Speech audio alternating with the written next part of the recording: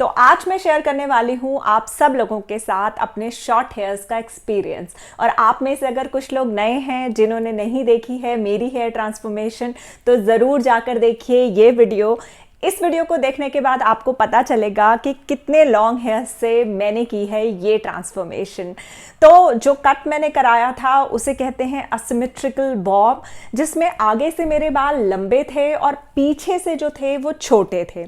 और उसमें असिमेट्रिकल ये था कि एक तरफ से मेरे बाल लंबे थे आगे की तरफ से और एक तरफ से छोटे थे।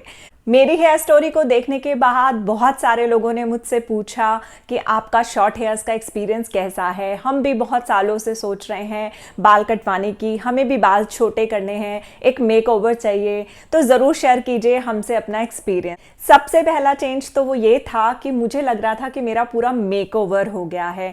जो भी मुझे देख रहा था पलट के दोबारा देख रहा था और पूछ रहा था, अच्छा तुमने बाल कटवा लिए। दूसरा, बालों की स्टाइलिंग काफ़ी इजी हो गई थी। फटाफट कंघी करो, जिम चले जाओ, कहीं मार्केट जाना है चले जाओ। बिल्कुल भी कोई हैसल नहीं था कि बाल यहाँ से उड़ रहे हैं वहाँ से उड़ रहे हैं। बस आपको ड्रायर से बाल सुखाने हैं and you are good to go. तीसरा जो सबसे बड़ा फ़ायदा मुझे लगता था, मैं उन्हें आसानी से वॉश कर पा रही थी। फटाफट वॉश हो जाते थे, फटाफट सूख जाते थे।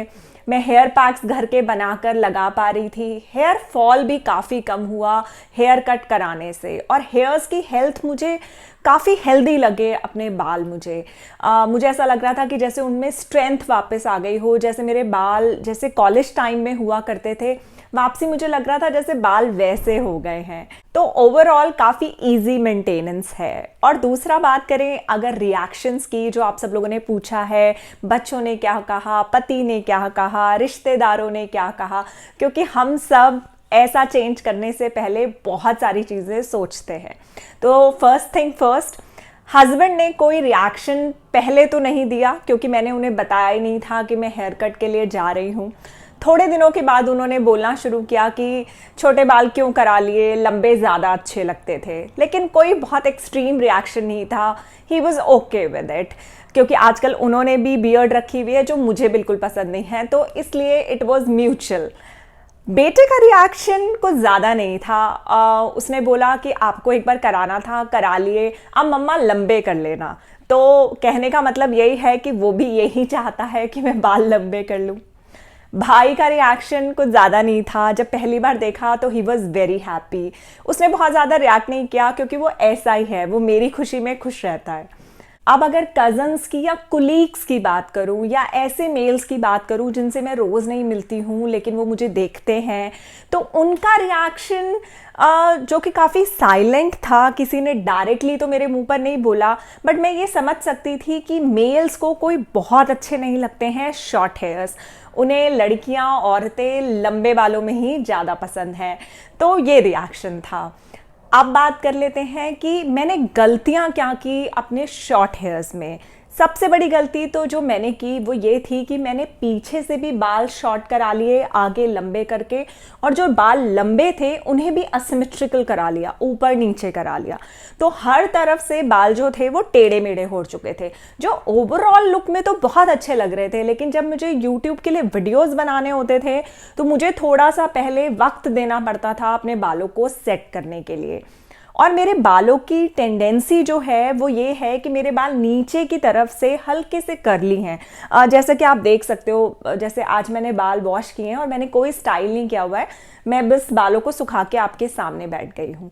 तो मैं ये भूल गई शॉर्ट कराते वक्त कि बालों की टेंडेंसी कभी चेंज नहीं होती है। अगर आपके बाल नीचे से घुंघराले हैं, कर्ली हैं, तो अगर आप जब उन्हें शॉर्ट भी करा लेंगे तब भी वो कर्ली ही रहेंगे। तो वो चीज़ मुझे काफ़ी प्रॉब्लम करती थी। बाल नीचे की तरफ से उल्टे मुड़ जाते थे, उनको सेट करना पड़ता था।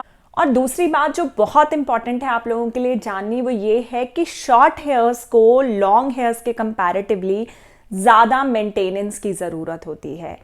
आपको पार्लर जाना पड़ेगा ट्रिमिंग कराने के लिए, और ये मंथली बेसिस पर रिक्वायर्ड रहेगा, क्योंकि आपके बाल कहीं से टेढ़े मेढ़े जैसे ही हो जाते हैं आपके शॉर्ट हेयर्स की स्टाइलिंग बिगड़ जाती है। तो ये बात मेरे हेयर स्टाइलिस्ट ने मुझे पहले बोली थी जब मैंने हेयर कट कराए, पर तब मुझे समझ में नहीं आया था क्योंकि मैंने पहले कभी इतने बाल छोटे नहीं कराए हैं। कॉलेज टाइम में कराए थे, बट रिसेंट ईयर्स में कभी इतने छोटे बाल नहीं कराए। लेकिन मैं 3 बार ट्रिमिंग करा चुकी हूँ क्योंकि मैं अपने बालों को अब बराबर कर रही हूँ। जो कि मैंने आपसे बताया कि मैंने जो ऊंचा नीचा करा लिया उससे मुझे थोड़ा सा प्रॉब्लम हुआ, लेकिन वो प्रॉब्लम सिर्फ मुझे हुआ है। एसिमेट्रिकल बॉब बहुत अच्छा लगता है, अगर आप लोग कराना चाहते हो तो बिल्कुल आप करा सकते हो। सिर्फ मैं अपना पर्सनल एक्सपीरियंस आपके साथ शेयर कर रही हूँ। जब भी मुझे स्टाइलिंग वीडियोस बनाने होते हैं या टिपिकली मुझे साड़ी के साथ तैयार होना होता है और मुझे जूड़ास बनाने बहुत पसंद थे, तो मैं आर्टिफिशियल जूड़ा का यूज़ करती हूँ। आप सब लोगों की बहुत रिक्वेस्ट है कि इस पर भी मैं वीडियो बनाऊँ, तो जल्दी ही वो वीडियो भी आएगा, आई प्रॉमिस।